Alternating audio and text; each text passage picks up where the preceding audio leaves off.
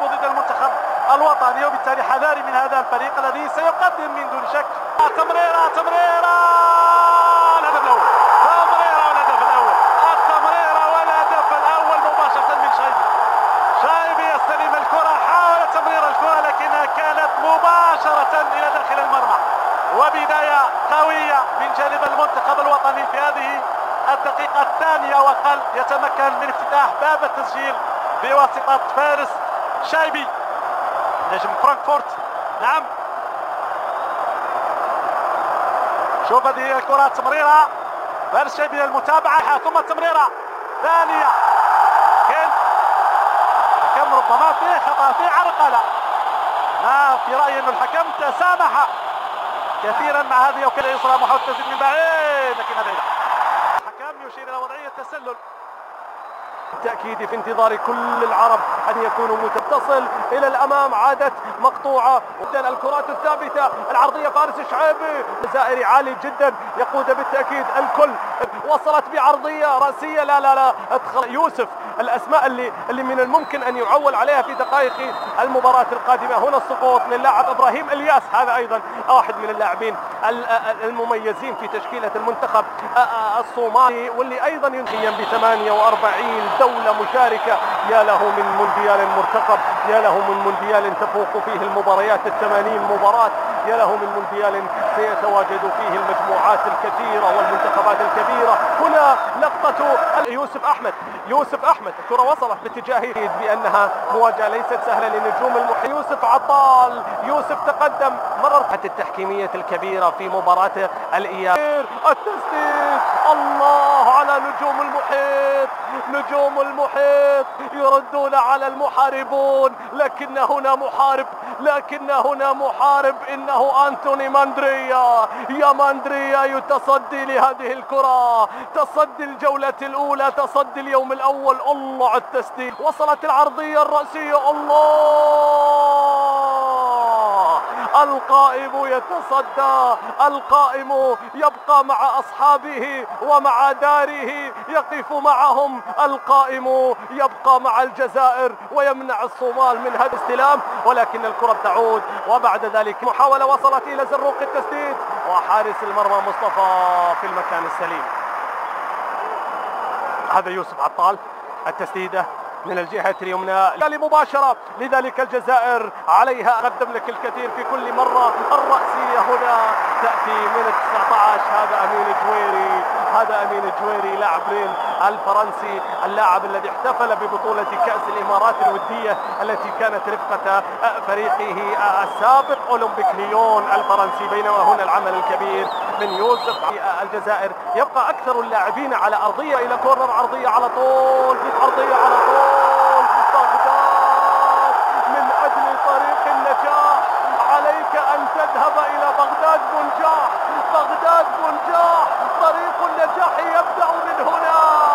يسجل الهدف الثاني للمنتخب الجزائري في اليوم الأول نحو الطريق إلى المونديال، نعلنها من ملعب نيلسون مانديلا الجديد. نحن قادمون إلى المونديال، نحن قادمون، لن يعيقنا أحد، لن يوقفنا أحد. أمام لدى حسام عوار، حسام بالتمرير، السقوط، المطالبة من أمين، لكن بونو تراوري حكم المباراة المالي يقول العب يا أمين، العب يا أمين. الكرة الماضية والفرصة لدى جويري، قد فنتي أنش خيدة، ومن ثم لعب إلى من بغداد. شوف الضغط العالي في ألونسو، الكرة إلى الأمام، المنتخب الصومالي في الهجوم، الكرة وصلت المنتخب الصومالي فيها التسديدة لكنها بعيدة، وليس شكل التهديد حقيقي ولا خطر يا يوسف يا أحمد. هذه التسديدة مرت إلى ركلة كبيرة، بينما الجزائر في محاولة من الجهة. مرياض، عرضية من محرز، تخلص، الله على طول، ياسر العروسي، المرور، التسديد. الجزائر تضغط من أجل الهدف الثالث، لكن الكرة تبعد على طول إلى ركلة ركنية. هذا ياسر العروسي تقدم ومر وسد، لكن على طول كيف قيثون يتدخل، والناس آدم والناس، وفيها التمريرة، وفيها اللعب الممتع اللي بيمتع كل يمتع كل الناس. يا سلام على العمل الكبير جدا اللي بيقدمه